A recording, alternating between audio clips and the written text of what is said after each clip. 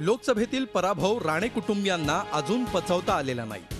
रत्नागिरी सिंधुदुर्ग मतदारसंघात माजी खासदार डॉक्टर निलेश राणे पराभूत झाल्यानंतर नारायण राणेंनी थेट कोकणी माणसाच्या माथ्यावर खापर फोडलं। त्यांचे पुत्र आणि स्वाभिमानी संघटनेचे अध्यक्ष नितेश राणे यांनी या पराभवासाठी राजन तेली, काका कुडाळकर, सतीश सावंत, संजय पडते अशा राणे समर्थकांनाच जबाबदार धरलं। तर खुद्द निलेश राणेंनी राष्ट्रवादीचे तत्कालीन प्रदेशाध्यक्ष आणि कामगार मंत्री भास्कर जाधव यांच्यावर डूख धरलाय। त्यांच्या विरोधात अपक्ष म्हणून निवडणूक लढवणार असल्याची घोषणाच निलेश राणेंनी केली। मात्र आता आठवडा उलटायच्या आतच त्यांनी पलटी मारली। मी राणे साहेबांना समजू शकलो नाही आणि म्हणून माझी अपक्ष उभं राहणार होतो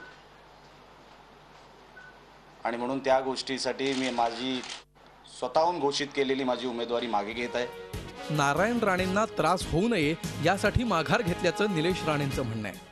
आता राणेंना न विचारताच अपक्ष म्हणून निवडणूक लढवण्याची घोषणा निलेश राणेंनी केली असेल यावर कोणी विश्वास ठेवेल का?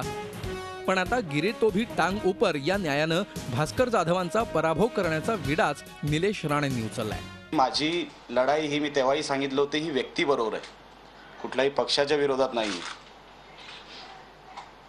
तर त्या व्यक्तीबरोबर ती लढाई ही सातत्याने माझी चालूच राहणार आहे।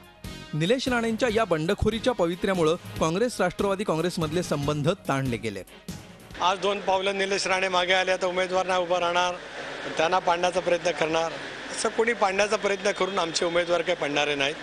भास्कर जाधव जनमानसामध्ये प्रतिमा असलेले राष्ट्रवादीचे नेते आहेत। सुंभ जळाला तरी पीळ गेलेला नाही।